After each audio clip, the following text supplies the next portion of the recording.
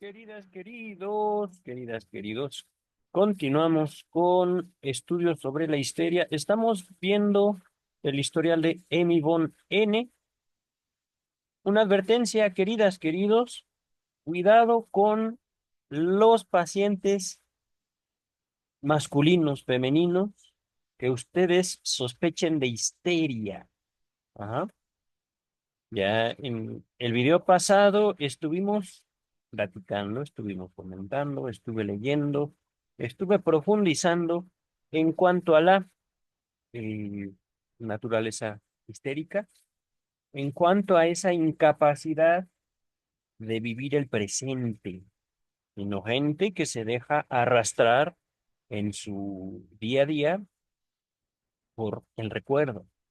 Hace no mucho tiempo tuve una plática, una entrevista con una mujer que me dijo, es que no puedo dejar mis memorias, no puedo dejar mis recuerdos, me pesan. Bueno, ¿y por qué? ¿Cómo que por qué?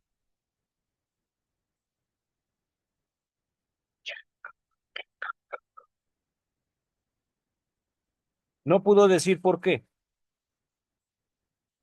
No sabía ella. Le era imposible dejar atrás el pasado. Y esto, queridos, podemos nombrarlo, podemos señalarlo como un síntoma de la histeria. Y no es una cuestión de que es que me acordé y no quería, y no, no pasa nada. Vámonos al cine, vamos a comer, vamos a hacer esto, aquello, bla. Ajá, porque quiero estar contigo, quiero tomar un café, quiero comer un helado, quiero. Ajá. No. Para ellos, para ellas, porque recordemos, este caballero a mis espaldas, el doctor Sigmund Freud, que se asoma atrás de mí. Hola, Freud. Adiós, Freud. El doctor Sigmund Freud fue el primer médico en la historia, bueno, no de los primeros, pero sí el más notorio, el más insistente en hablar de histeria masculina. Ajá. Queridos, si ustedes dicen eh, una frase de ahorita de la psiquiatría moderna, es que tengo pensamientos intrusivos. Yo pienso, pero no quiero pensar eso. No. Malo yo. Le estoy haciendo un poquito eh, de ironía en cuanto a cómo sabemos que realmente pensamos. Ajá. El pensamiento por sí solo es uno de los fenómenos de los que ninguno de nosotros tenemos constancia. Pero ¿cómo? ¿No estamos viendo el pensamiento de Sigmund Freud? Sí y no. Ahorita estoy subrayando justamente una de las últimas frases del video pasado. Dice Freud, naturalmente es imposible comer con repugnancia y placer al mismo tiempo. Repugnancia, placer. Ajá. Al fin y al cabo, con palabras, lo que estamos viendo, lo que estamos subrayando. Y estas palabras tienen un sentido. Todos comemos. Ajá. Ustedes, yo. Porque si no comemos, nos morimos. Punto. No hay más lógica atrás de eso. Pero esto que yo en mi propio libro, Sexualidad Infantil y Crimen, Psicoanálisis del Estado, volumen uno, nombro como la experiencia sensible, la vivencia subjetiva, personal, placer, dolor, placer, displacer. Aquí Freud la nombra repugnancia y placer. Son categorías opuestas. No pueden existir al mismo tiempo. ¿O sí? Silencio. Porque, queridos,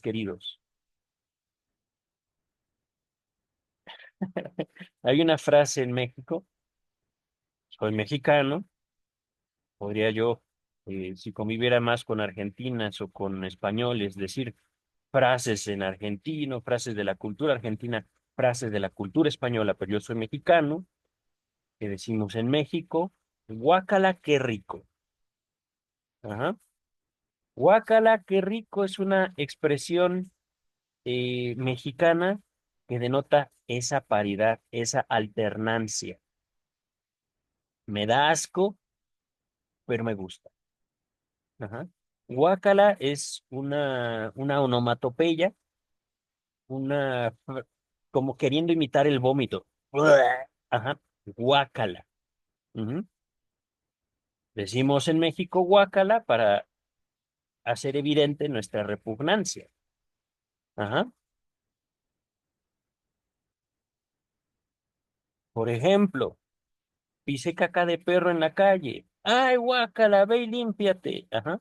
Límpiate el zapato. Ajá. Por ejemplo,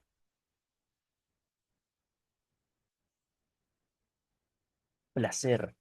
Aquí, oh, queridas, queridos, he aquí unas palabras que tienen una tendencia. Esta paridad no puede existir al mismo tiempo. Yo estoy poniendo una frase mexicana. Ajá. Guácala, qué rico. Que dice, no es tanto que hagamos algo que nos dé asco y placer al mismo tiempo, sino que podemos decir, el placer proviene en ciertos casos de la repugnancia, en ciertos casos, pero la lógica que está exponiendo aquí el doctor Sigmund Freud, que la vimos al final del video pasado, no a esta profundidad, pero sí esta parte del texto ya la habíamos leído. Ajá. Esta lógica es antes del psicoanálisis. Ajá. Esta relación entre repugnancia y placer, aquí dice Freud, no es posible al mismo tiempo. Pero, queridas, queridos, las cosas se complican un poquito más adelante, bueno, un mucho más adelante. Pienso yo en los tres ensayos de teoría sexual que les dejo en la descripción, pienso yo en más allá del principio de placer que también les dejo en la descripción, más allá del principio de placer. Para estos tiempos que estamos leyendo, no había un principio de placer. Freud no se le había ocurrido esa idea, ese pensamiento que él procura plasmar en sus escritos posteriores. Me parece que la primera mención es la interpretación de los sueños, que también está en la descripción, pero para estos momentos, Freud está simplemente haciendo notar eso. La paciente tiene repugnancia al comer. Así es, una descripción. Y luego él vendría con esta noción que no se puede. Ella come tan poco porque no le gusta cómo sabe la comida. Y es que al comer, ella tiene recuerdos repugnantes. Pero, ¿por qué vienen esos recuerdos, queridas, queridos? Porque cuando ustedes comen, ¿recuerdan? Cuando ustedes duermen, ¿recuerdan? Cuando ustedes caminan, ¿tienen la intención de recordar? Queridas, queridos, intención. Ajá. Al momento descrito este texto que estamos abordando, Freud y Breuer, Joseph Breuer, tenían una idea muy superficial que creo que la propone Breuer de algo inconsciente. Podemos decirlo, una mente que existe independiente de nuestra voluntad y que muchas veces termina determinando la voluntad. Ajá. Es que yo no quiero recordar eso. Pues ¿quién se lo hace recordar? Ah, la vida. Es que tengo que comer. Bueno, sí tiene que comer, tiene que dormir, tiene que respirar. pero gente a la cual, digámoslo así, el pasado se les impone. ¿Por qué no olvidan? Oh, otro texto importantísimo. Repito, y permítanme un segundo. Voy a anotar esto. Uno, dos, tres, aquí está. Ahí, no, ahí está. Tres ensayos de teoría sexual, la interpretación de los sueños, más allá del principio de placer, y el proyecto de psicología para neurólogos. Esos tres, perdón, cuatro textos son fundamentales para el psicoanálisis. Fundamentales. Estoy hablando de gran parte del trabajo de Freud, de toda su vida, de toda su obra. Les recuerdo que ahorita estamos estudiando estudios sobre la histeria con la aproximación de o la traducción de Luis López Ballesteros. Pero ya tenemos en este canal toda la obra de Sigmund Freud, toda, por traducción de James Strachey o ediciones Amorortu. Ajá. Entonces, dice el texto, la repugnancia asociada, concomitante a la comida desde muy antiguo no ha disminuido porque el sujeto tenía que reprimirla todas las veces. O, en lugar de liberarse de ella por medio de la reacción, una acción, no de Freud, no de Breuer, de la paciente.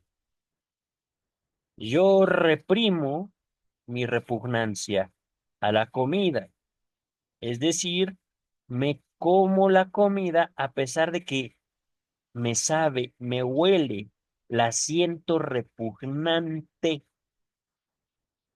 como con asco, dice la paciente. ¿Cuál sería la reacción? Pienso yo en el guácala guácala de verdad. Bleh. Ajá. Vomitar o negarse o escupirla. Bleh. Ajá. Pero ella no hace nada, se la come. Shh. Mire, no lo había notado. Ella come no con asco, ella come el asco.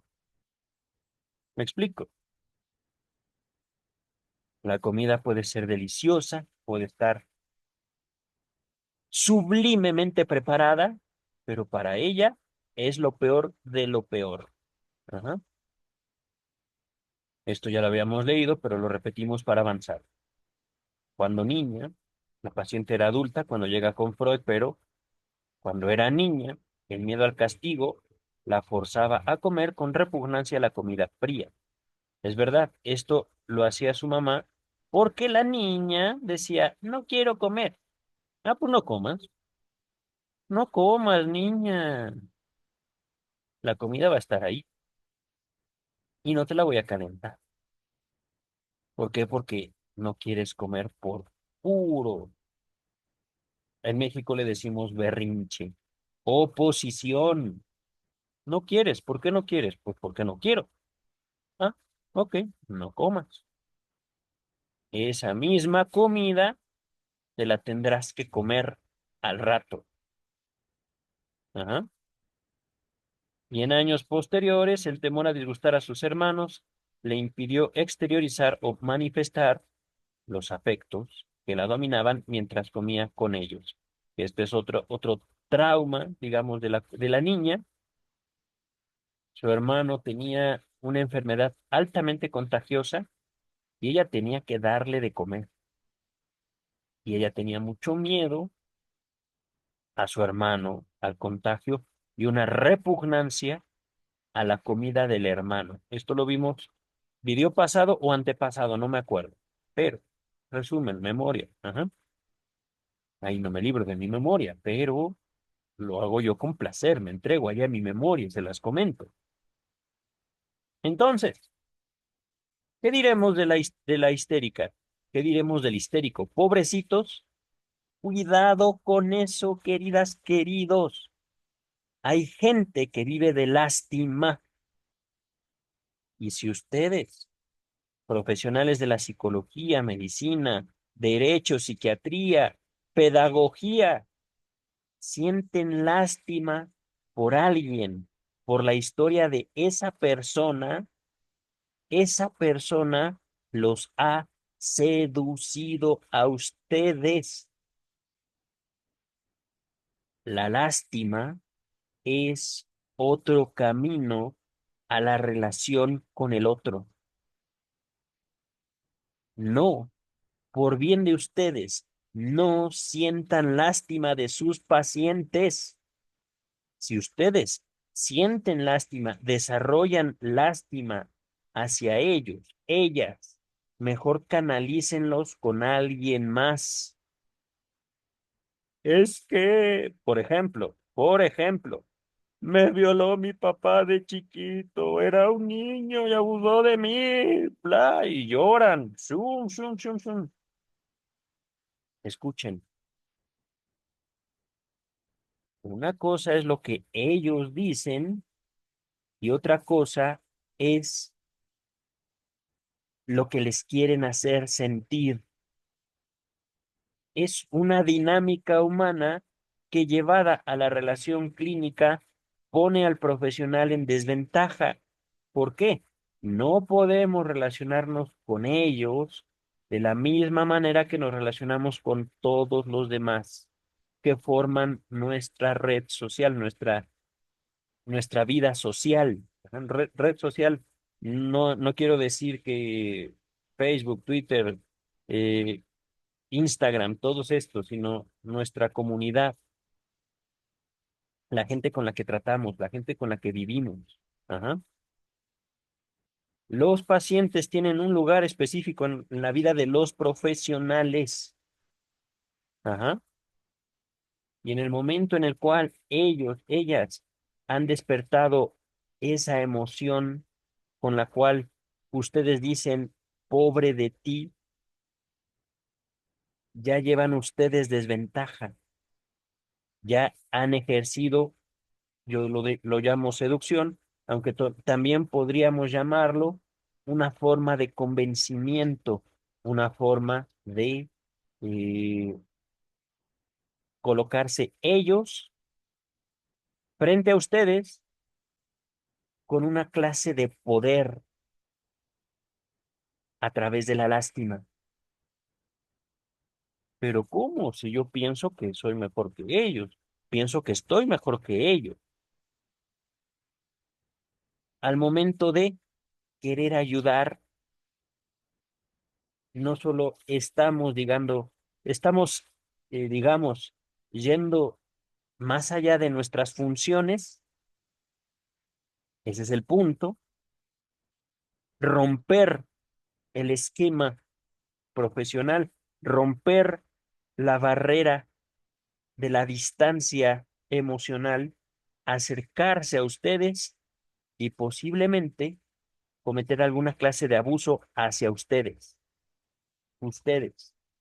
porque ya en la práctica profesional los títulos no sirven para protegernos de aquellos a los que queremos servirles. ¿Ah? No es incorrecto sentir algo, pero tenemos que estar despiertos, conscientes a la forma en la cual se desarrollan las relaciones humanas. Esto no lo dice Freud, lo estoy diciendo yo con este texto que estamos abordando. ¿Puedo yo haber tenido una relación con una mujer y me fue feo? Pero si yo llego con la próxima chica a la que me gusta y le digo, ella me trató mal, ella fue mala conmigo, y lloro con ella va a decir, pobre, ven, yo te consuelo. Ajá. Y esto es algo, queridas, queridos, que veo mucho, no lo que estoy subrayando, lo que estoy diciendo. Me parece impresionante cómo la mayoría de las chicas que yo conozco, tanto dentro como fuera de la clínica, pacientes como amistades, conocidas amigas, tienen relaciones con hombres disminuidos, tienen relaciones no sexuales, sino de cuidado con hombres que no pueden valerse por sí solos, a pesar de que tengan 30, 40, 50, 60 años. Y entiendo, mientras uno es más grande, menos herramientas tiene. El cuerpo se va desgastando, las capacidades intelectuales van disminuyendo, pero desde los 30, desde los 20, alcohólicos, adictos a alguna sustancia, despiertan simpatía, despiertan ese pobrecito, principalmente los varones, lástima, gente lastimera, gente que dice, no, yo no soy responsable de mi propia adicción, es el mundo es malo, tengo muchos traumas, cuídame, dame dinero, que me lo des, pum, viene la violencia. Y ellas en silencio. Ajá. Ahí, en esas relaciones, mi observación profesional, mi observación analítica, ellos son los histéricos, no ellas. Ellos son quienes obtienen el control de la relación a partir de la lástima, ajá, a partir de el sufrimiento, el dolor, el trauma. El trauma, entonces, queridas, queridos, y esto recuérdenlo bien, el trauma es o un dolor muy grande o un placer muy grande. Ajá. El placer de ellos, por supuesto que está en la bebida. De ellos no de Freud y de Breuer, de los histéricos alcohólicos. El placer está en la bebida. Ellos lo van a negar. Claro que sí. ¿Por qué? No, no, no. El alcoholismo es mi enfermedad, dicen ellos. Pero cuando beben, viven. Ajá. Ellos van a decir que asco el alcohol, pero solo con el alcohol se sienten vivos. Van a negar ese placer que obtienen. Y ahí empecé este video diciendo, ¿realmente pensamos, queridas, queridos, como seres humanos, estamos frente a la obra de uno de los grandes, no solo de la psicología, no solo del psicoanálisis, de la historia de la humanidad? Y yo me atrevo a decir, Sigmund Freud pensó, esta no es una crítica a Freud, es una crítica a la filosofía mía, no de Freud. Esto que están ustedes leyendo en pantalla, que vimos el video pasado, no hemos avanzado nada. ¿Es pensamiento o es una observación de Freud? ¿Es pensamiento de él o fue lo que él pudo retratar de la condición de vida de su paciente?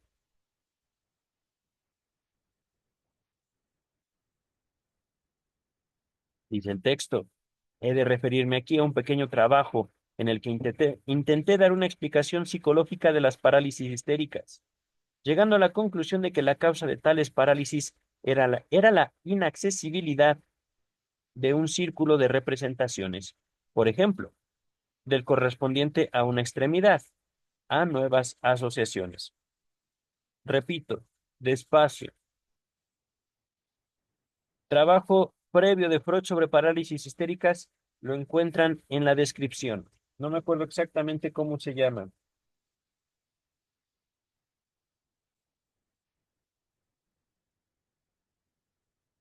pero en ese trabajo Freud tuvo la conclusión, uno de sus pensamientos fue, es que pareciera como si las ideas abrazan al cuerpo. O las ideas, un conjunto de ideas, un círculo de representaciones, se relacionan, esas ideas tienen relación con partes del cuerpo. Esto está hermoso.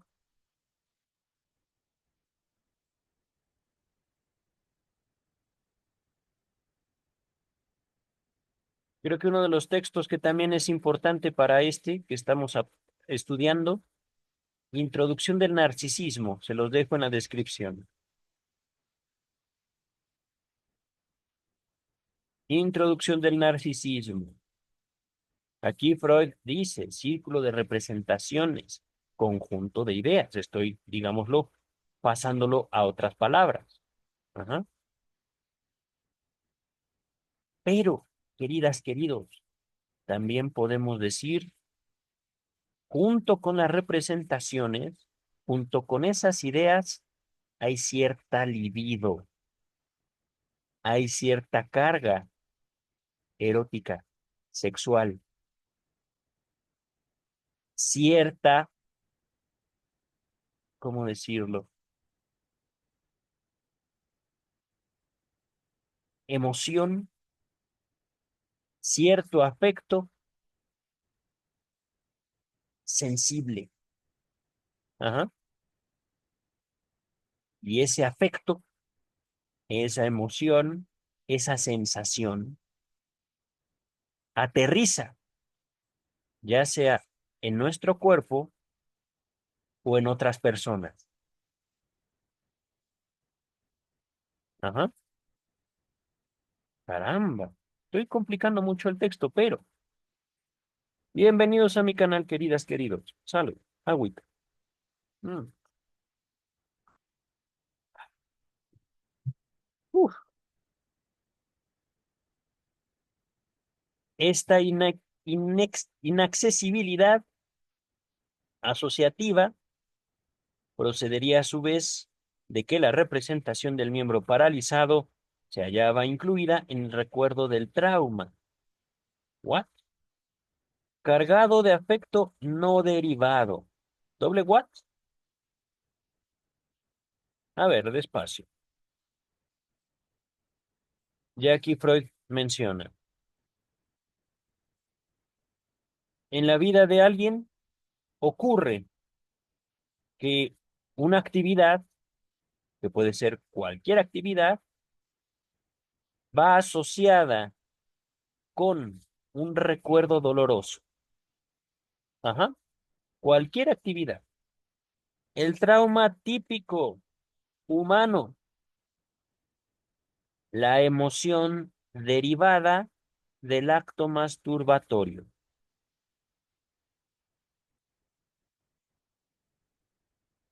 Ajá.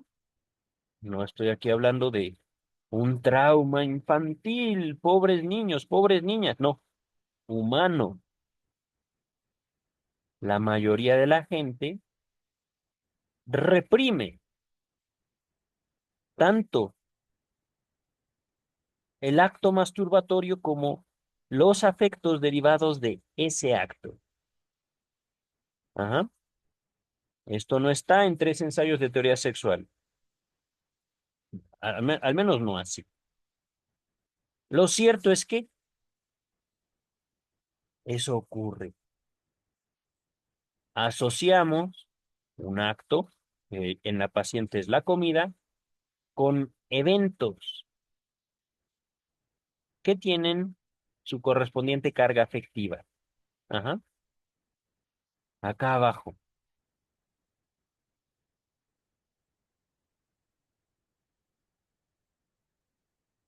La causa del síntoma era que ciertas ideas eran inaccesibles.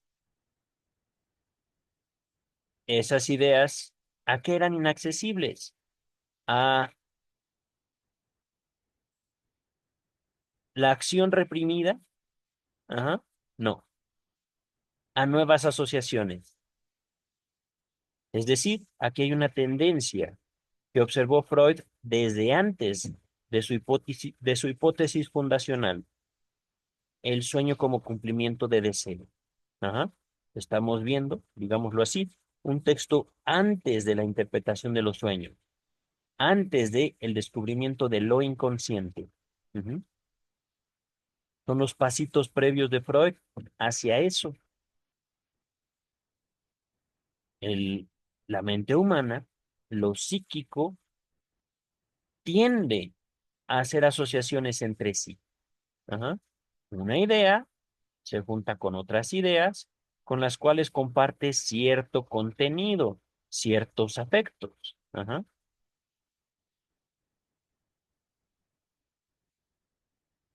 Pero eso no ocurre en todas las ideas, eso no ocurre con todas las representaciones, sino que hay ciertas asociaciones que se muestran más bien inaccesibles a la asociación nueva. Esas representaciones, esas ideas cargadas con afecto, que se aíslan, digámoslo así, de la conciencia, se asocian entre sí. Lo que yo no quise saber un día se une a otro que yo no quise saber, otro contenido, otra representación, otra idea, que yo tampoco quise reconocer, que yo no quise atender, que yo no pude atender. Ajá. Y ¡pum! Empiezan. Y ya no son una, ni dos, ni tres, ni mil, millones. Millones de representaciones, millones de ideas, deseos que conforman un solo día en nuestra cotidianeidad, pululando debajo de nuestra conciencia, pero también dándonos vida. Repito, esta inaccesibilidad asociativa procedería a su vez de que la representación del miembro paralizado se hallaba incluida en el recuerdo del trauma, cargado de un afecto no derivado, no actuado, que ya con el psicoanálisis podemos también decir no hablado, no hecho consciente. Oh, queridas, queridos, esto en la práctica es divertidísimo, divertidísimo, porque aquí el analista no se va a jugar con salud mental, no, no, no, no, no, no se va a jugar a que él es bueno y que todo el mundo es bueno, no, aquí lo divertido es, bueno, no sabe entonces por qué recuerda, qué chistoso, bueno, los recuerdos son de usted, ¿o no? No, es usted quien no puede dejar de recordar cierta cosa que curiosamente usted recuerda casi todo el día, casi todos los días.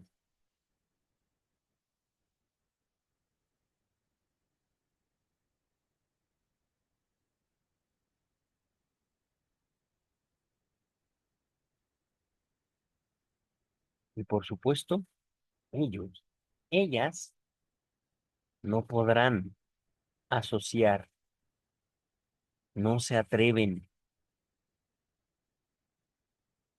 En mi propio libro, lo menciono creo que en el primero o segundo capítulo, hay seres humanos que no pueden mover una mota de polvo. Para ello, esa mota de polvo pesa más que una montaña, más, más que toda la cordillera del Everest, más una mota de polvo. Ajá.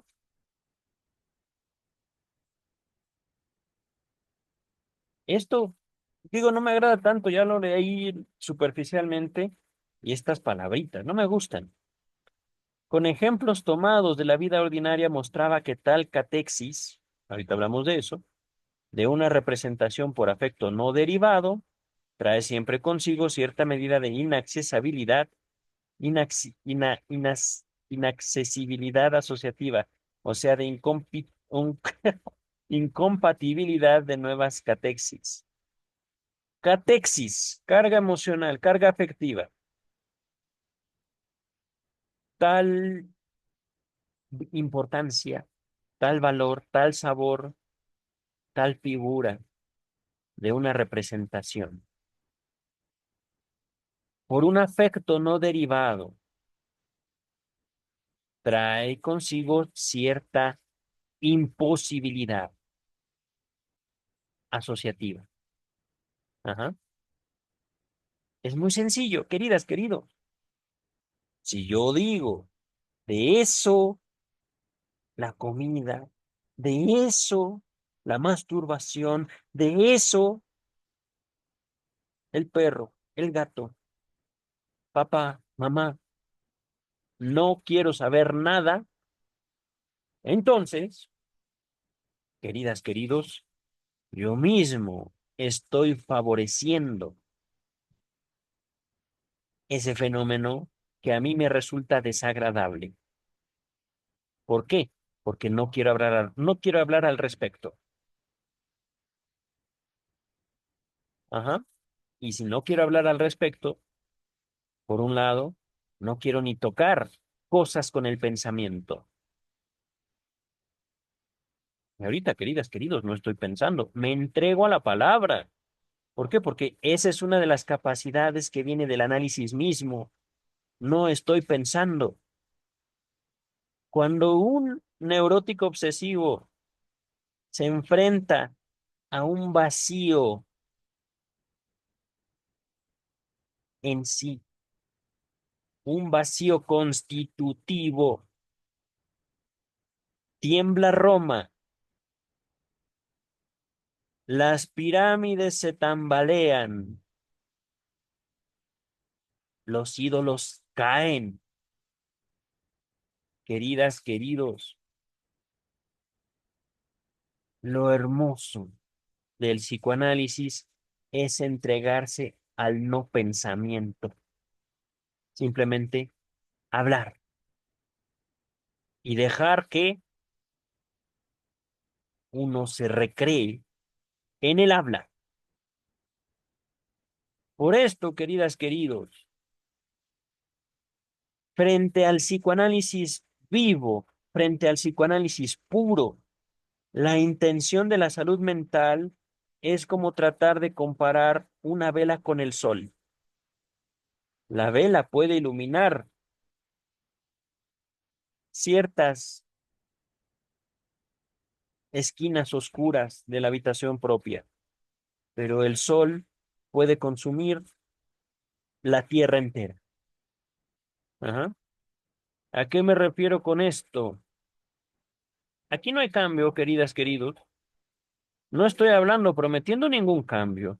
No, aquí simplemente estoy refiriendo a mi propia experiencia como un individuo que quiere vivir bien, tranquilo, ser feliz, ser bueno, ser productivo, en comparación con encontrarse con la nada, y no una nada que venía de mi analista, no, una nada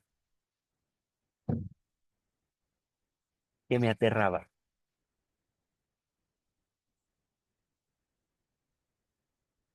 Ahí donde yo digo, es que yo no quiero saber de eso, se encontraba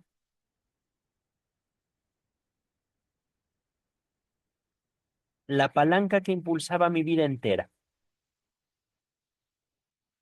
Y al momento de descubrir yo esa relación de mi propia identidad y de los límites de ella con el potencial que yo tenía frente a mí, para mí,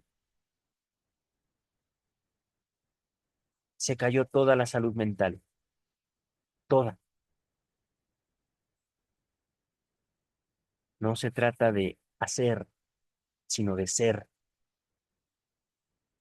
Y ahí tampoco hay filosofía, ahí no hay pensamiento. Ahí simplemente se trata de hablar.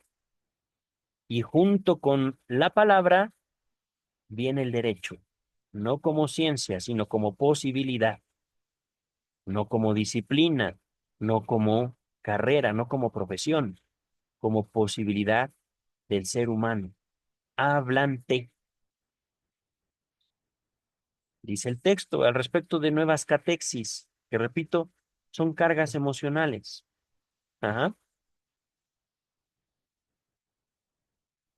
Voy a decirlo con otras palabras, citando a mi paciente, no puedo dejar de recordar, no puedo dejar atrás mi pasado. Ajá. 70. Ah, archivos de neurología. No, no, ahí nos falló el traductor. Está bien, pero no tenemos esos archivos de neurología. De todos modos, voy a buscar porque les recuerdo que en esta traducción que estamos viendo por Luis López Ballesteros no están todos los textos que sí están en la Standard Edition, en la edición normalizada o en mis ediciones Amorroto. ¿Ah? Dice el texto. No me ha sido posible todavía demostrar tales hipótesis en un caso de parálisis motora por medio del análisis hipnótico, que aquí es donde en la historia de Freud nos encontramos. Luego Freud abandonaría la hipnosis. Pero puedo aducir que la anorexia de Emmy von N, Emmy de N, como prueba de que el mecanismo descrito es efectivamente el de las abulias.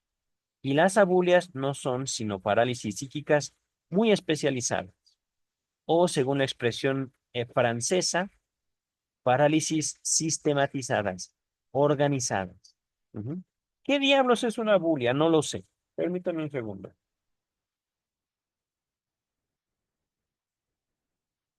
Abulia. La bulia en psicopatología se refiere a la falta de voluntad o iniciativa, así como de energía. Fíjense una cosa, queridas, queridos. El día de hoy, ustedes y yo hablamos de depresión como la enfermedad mental, entre comillas, más normal, más universal. Ajá. La enfermedad mental incluso sin síntomas. Ajá. Lo cual, perdónenme, pero es total y absolutamente ridículo. No puede existir una enfermedad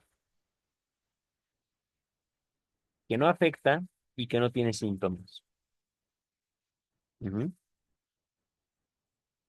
Por eso la psiquiatría padece de una falta de credibilidad tremenda,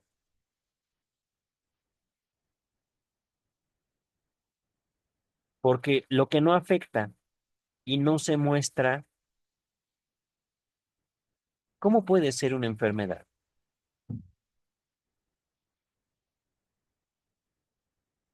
Despierta la paranoia entre la población, despierta el miedo a estar enfermo y no saberlo. Ajá. Y ese no es un error de la enfermedad, es un error de los cuadros psiquiátricos, médicos. Es el texto. Abulias entonces. Les mencionaba las abulias. ¿Cómo sabemos, por ejemplo, si alguien está cansado o está enfermo? Si alguien simplemente es apático, apática, no quiere hacer las cosas. Por ello es un enfermo o una enferma, según ciertos psiquiatras, no todos, sí, pero ¿cuál sería la cura para esa apatía? ¿Medicina? No lo cura, lo alivia, lo trata. Ujú. Vamos a continuar, queridas, queridos. El estado psíquico, emocional, cognitivo, afectivo de Amy Bonene puede caracterizarse haciendo resaltar dos extremos. Primero, perduran en ella, sin haber experimentado derivación alguna, los afectos penosos de diversos sucesos traumáticos. Así la tristeza, el dolor desde la muerte de su marido, la cólera, es decir, la ira, el enojo, la, la frustración, ajá, desde las persecuciones de que fue objeto por parte de la familia del muerto, la repugnancia desde las comidas que se vio forzada a ingerir, el miedo desde los múltiples acontecimientos terroríficos de que fue protagonista o testigo, etcétera. Fíjense, agua. Les dejo en pantalla el texto. Agua.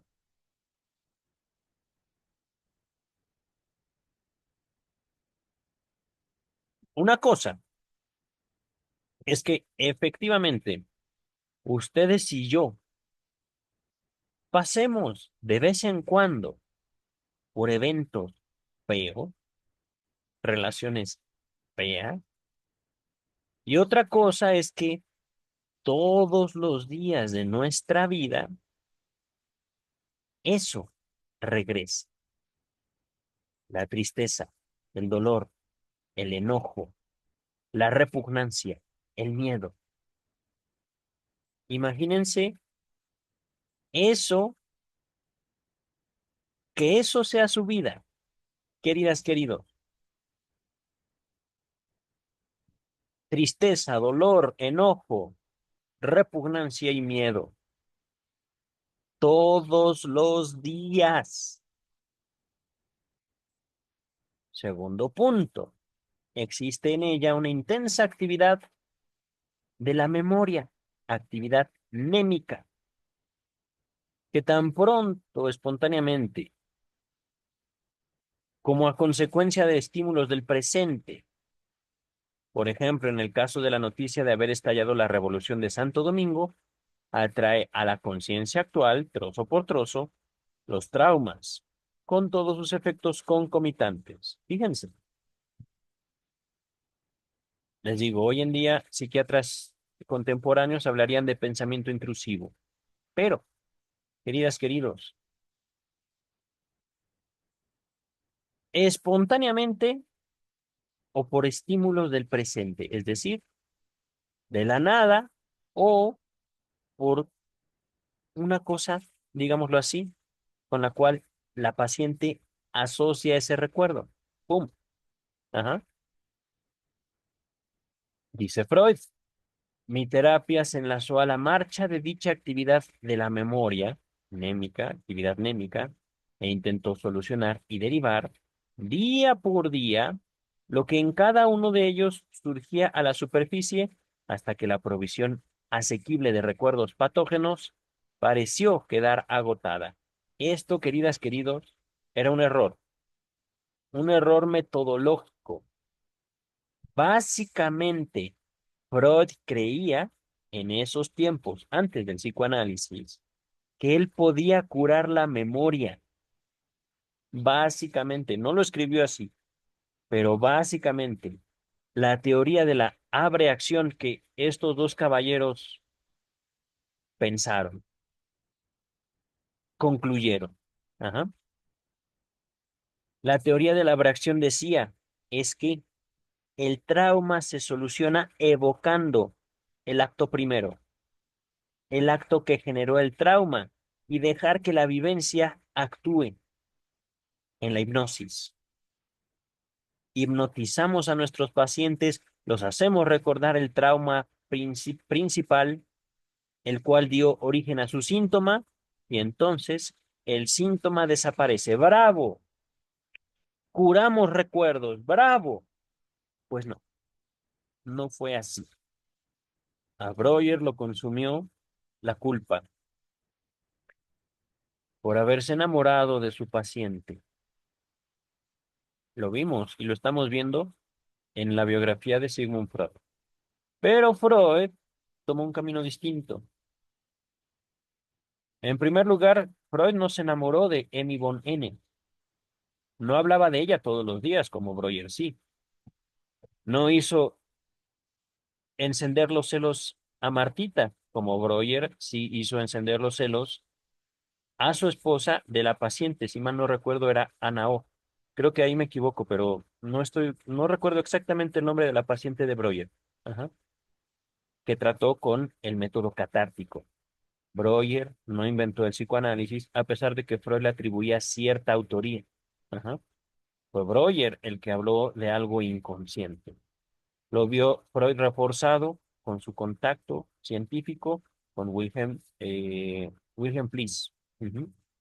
Pero fue él, fue Freud, quien aterriza todo aquello y nombra algo específico llamado inconsciente. Ajá. Por eso abandonó Freud la hipnosis, al menos superficialmente, porque también cierta parte del psicoanálisis se basa en la sugestión. Esa parte es la transferencia. Ujú. Y es la herramienta del psicoanálisis por excelencia, la transferencia, la herramienta. Voy a nombrar la asociación libre como el método. Ajá. Método, uno, dos, tres. Ajá. Herramienta. A través de la herramienta, el método actúa. Ajá. Dice el texto, a estos dos caracteres psíquicos propios, a mi juicio, de todos los paroxismos histéricos, ahorita repetimos cuáles son estos caracteres, podríamos enlazar varias observaciones que aplazaremos hasta haber dedicado alguna atención al mecanismo de los síntomas somáticos. Recuerden, primero, traumas. Ajá. Segundo, actividad némica. El recuerdo vive por sí solo. El recuerdo en el histérico impera. Ajá. Oh, queridas, queridos. Es que miren, me surge la duda. ¿Y cómo ayudar a un histérico? He ahí la pregunta del millón. Es que me pueden escribir. No puedo dejar de pensar en mi mujer. Me separé. No puedo dejar de pensar en mis hijos. No los he visto. No puedo dejar de beber. Ajá. No puedo. No puedo. No puedo limpiar mi mesa porque ese polvo pesa más que mi difunto padre, etcétera, etcétera, etcétera. Eso, queridas, queridos, que ustedes sienten puede ser la base de su grandeza. Por eso les digo, esa incapacidad de imponernos a nuestros propios recuerdos puede ser el origen, el inicio, no de un cambio, de un nuevo yo, digámoslo así. Ajá.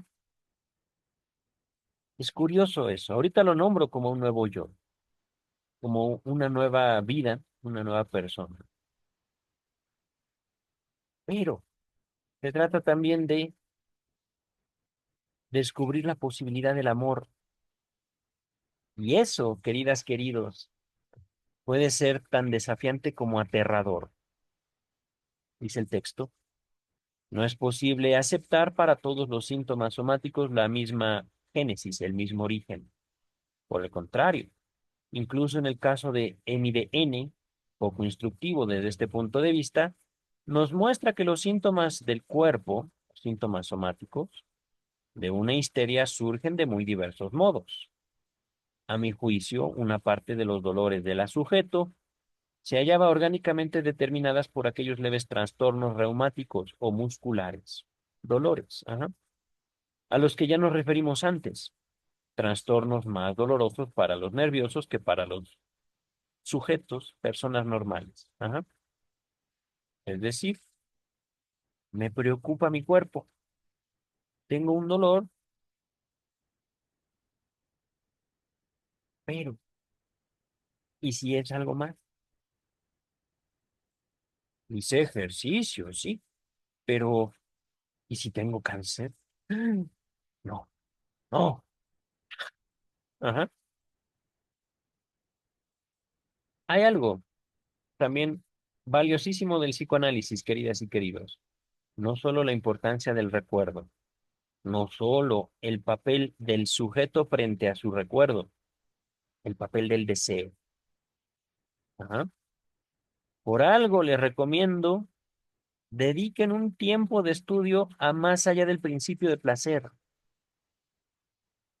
El deseo tiene dos caras, queridas, queridos, y a veces la otra cara del deseo es el dolor. Ajá, dice el texto. En cambio, otra parte de sus dolores era, muy probablemente, un símbolo némico, una asociación de la memoria de las épocas de excitación en las que hubo de asistir a enfermos de su familia. Fíjense, lo voy a poner de otra manera. Otra parte de sus dolores era, muy probablemente, una transformación de su recuerdo,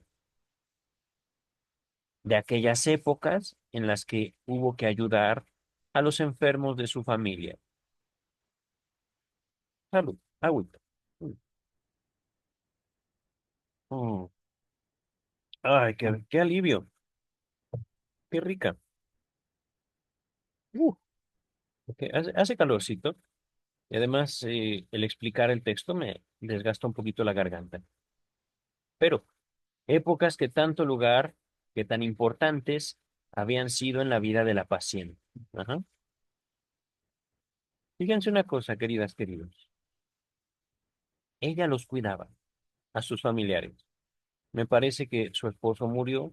No recuerdo bien si en el historial clínico decía que su hermano también murió, pero gente importante para ella, para Emi von Eno.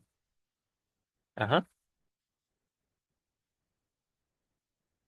Pero aquí vemos también otra de las características del psicoanálisis. Tenemos los pensamientos, tenemos las representaciones. Ajá.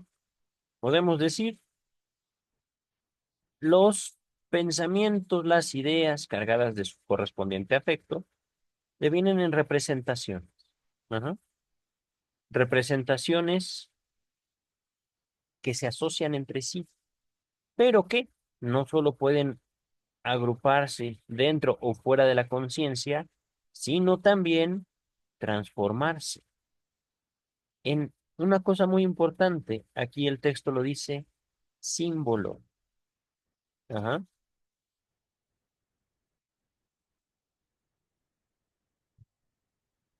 ¿Qué es qué? Exactamente en la memoria. Pudiera ser una araña, el símbolo de mi madre. Pudiera ser Homer Simpson, el recuerdo de mi padre. Pudiera ser Freud mismo, el símbolo de mi papá. Pudiera ser yo, el símbolo del hermano mayor de ustedes. Transformación, queridas y queridos. ¿Y cómo sabemos qué es qué en lo inconsciente? Porque efectivamente eso se revela, tarde o temprano. Una cita no está en las obras completas de Sigmund Freud, debe de estar en su biografía. Y ya llega, no la hemos leído hasta el momento. A veces, decía Freud, un cigarro es solo un cigarro. Ajá. El símbolo es, podemos decir, un misterio que se aclara conforme a la evidencia que deja su rastro en nosotros.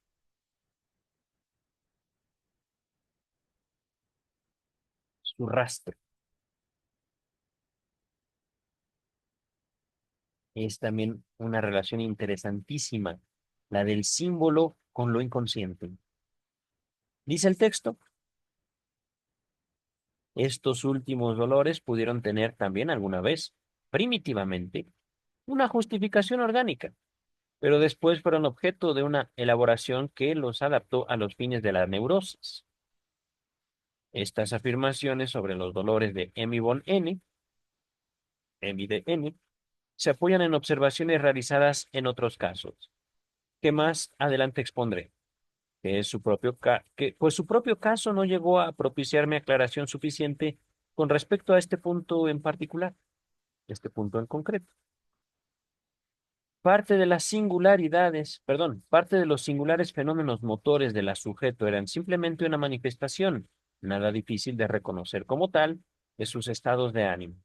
Así, al extender sus manos, crispando los dedos, la manifestación del terror, la contracción de su rostro, ajá, etcétera.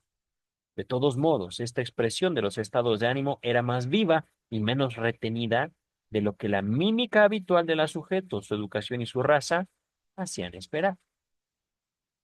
Es decir, expresaba y al mismo tiempo reprimía.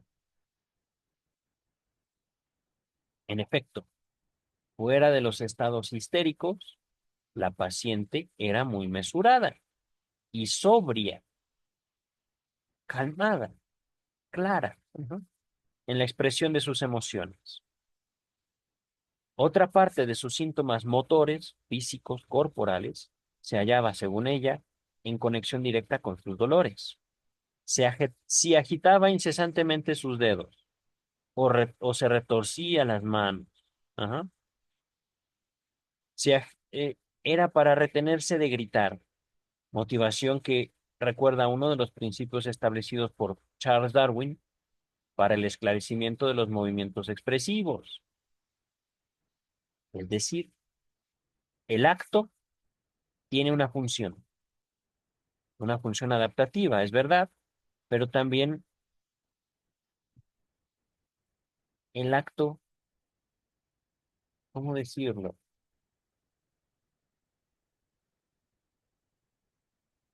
El acto alivia. No es que el acto me sirva para otros, el acto me sirve en sí mismo. Esto es el principio de la derivación de las excitaciones, por medio del cual explica, por ejemplo, el agitar la cola de los perros.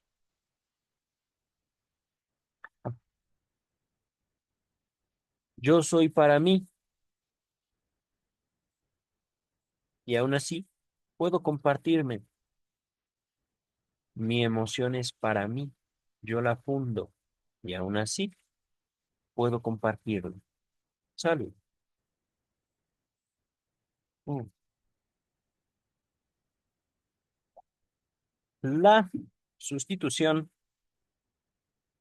de los gritos por otras inervaciones motoras, en el caso de los estímulos dolorosos, es algo que todos conocemos. Aquel que se propone mantener inmóvil la boca y la cabeza durante la intervención del dentista, uy, y evita también separar las manos de los brazos del sillón, acaba siempre por mover los pies. Es decir, si yo niego eso que por naturaleza haría, es también natural que la energía encuentre una manifestación. Ajá. Permítame un momento. Miren, hoy no avanzamos mucho.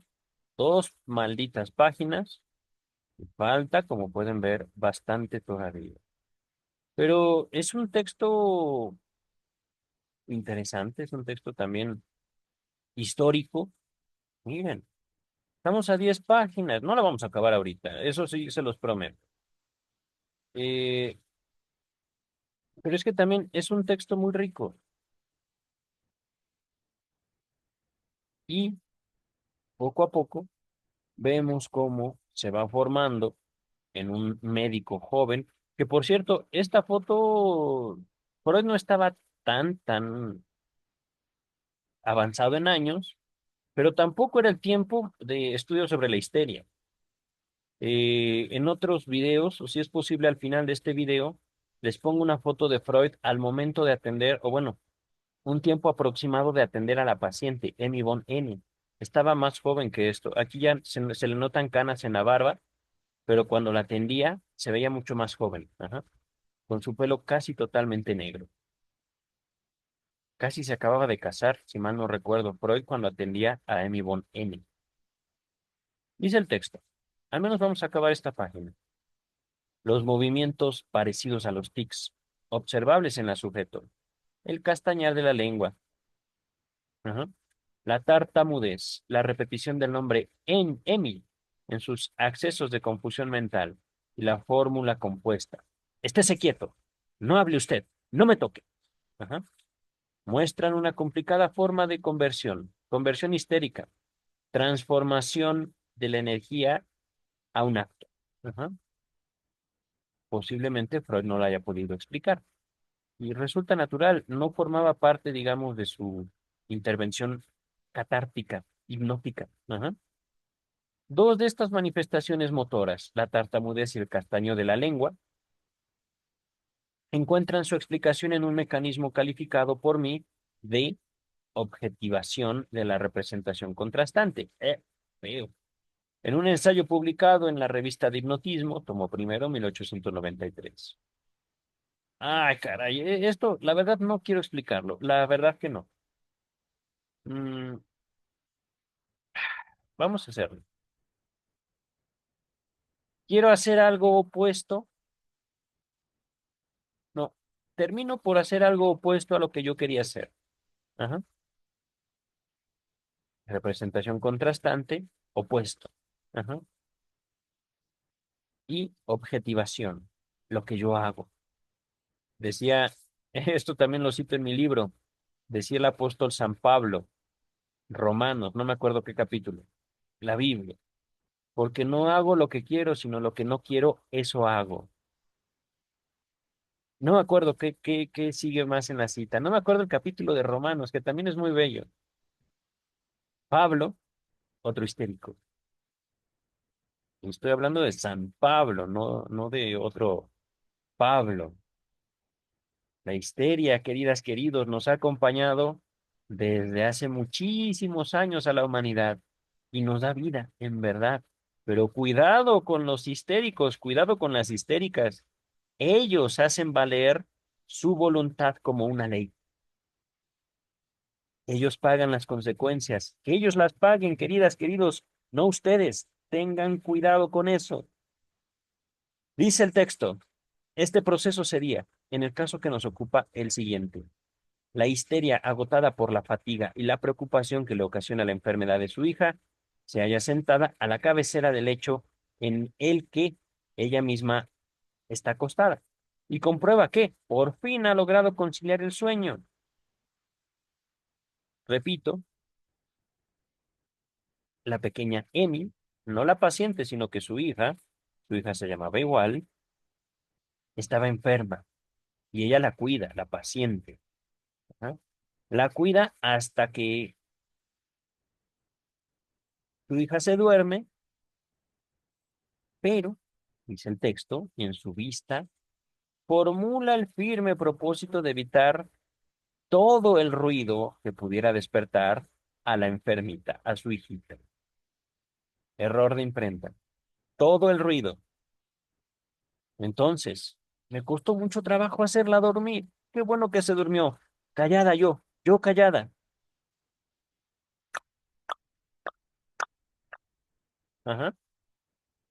Este propósito de permanecer callada hace surgir probablemente una representación opuesta, contrastante. El temor de que, a pesar de todo, haría algún ruido que despertase a la pequeña del tan esperado reposo, del tan deseado reposo. Tales representaciones contrastantes, voluntad contraria histérica, opuestas al propósito, se constituyen en nosotros singularmente cuando no nos sentimos seguros de la ejecución de un propósito importante. Queridas, queridos, identificación. Y aquí el psicoanálisis empieza también a formarse como una aproximación no a lo enfermo de la humanidad, sino a la humanidad en sí.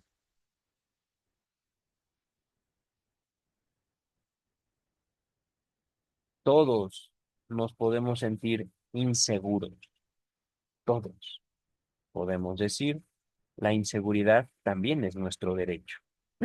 Pero no, los derechos tienen que ser siempre lindos. No, no, queridas, queridos, no, eso es inocente.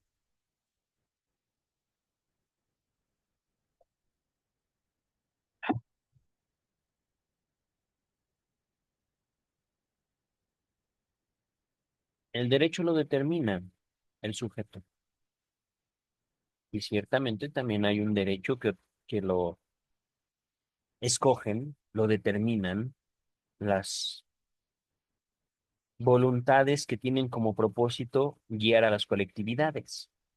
Pero ese derecho, digamos lo supremo, ese derecho que busca influir en la sociedad, va a chocar directamente con el derecho que los sujetos se atribuyen a su propia vida.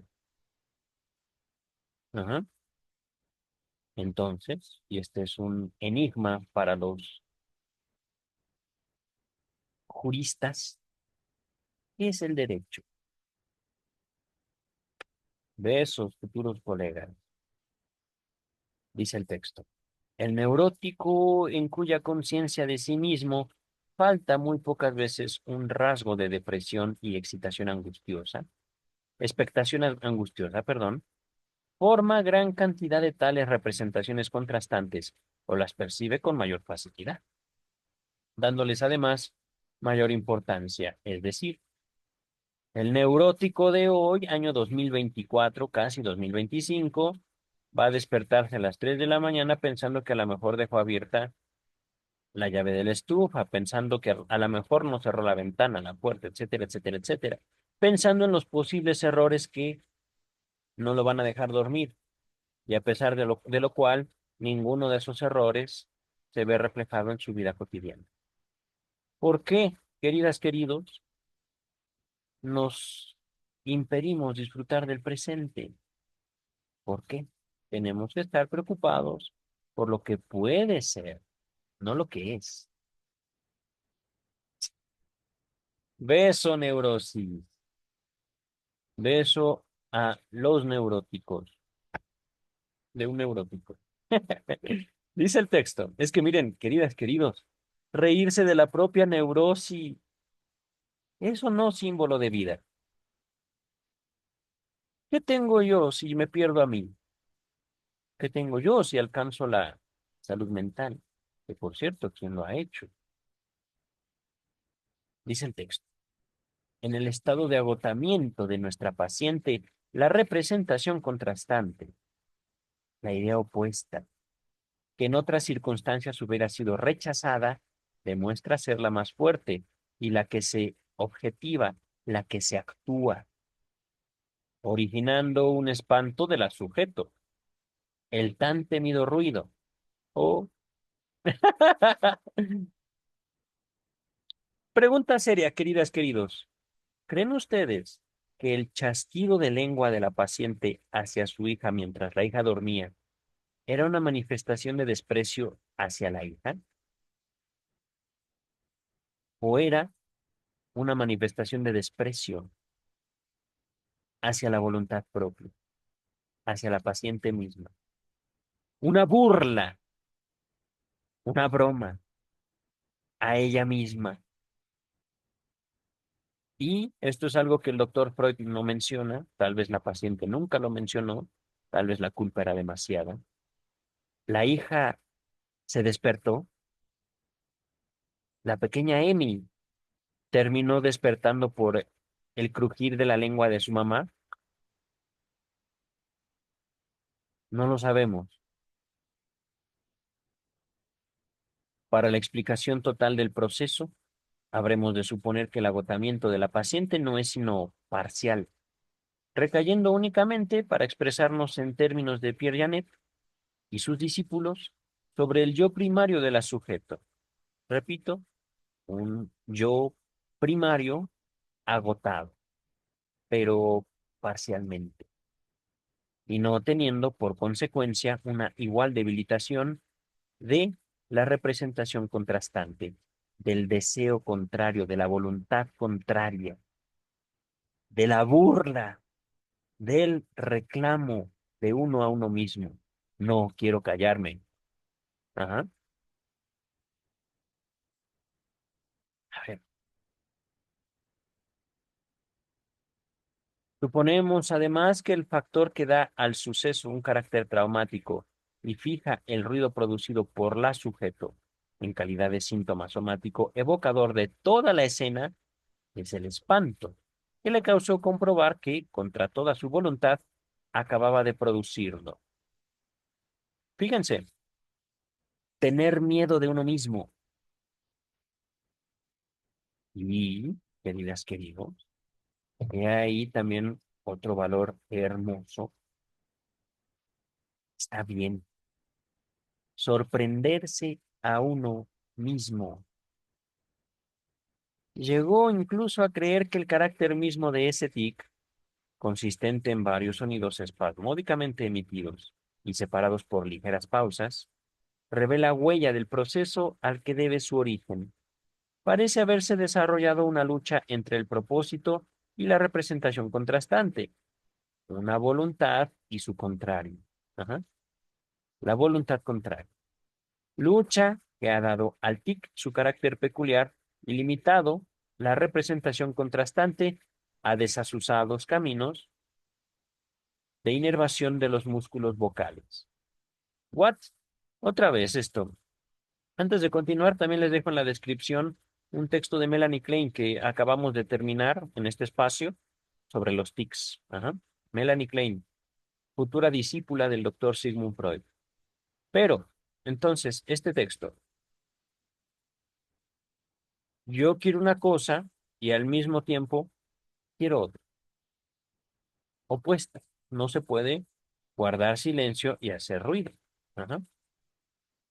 Pero una de mis voluntades, un deseo mío, que yo abiertamente reconozco, se ve debilitado porque yo estoy cansado.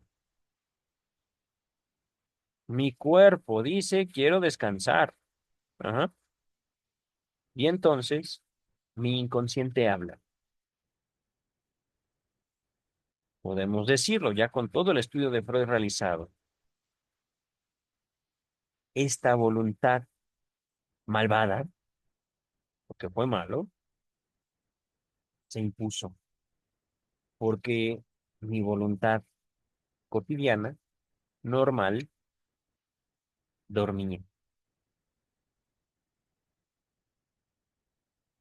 o al menos estaba cansada.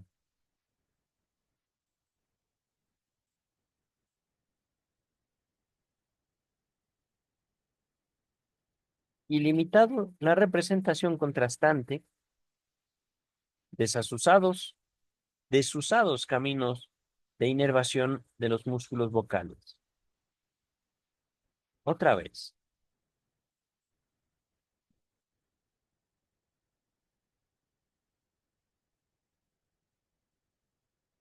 esa lucha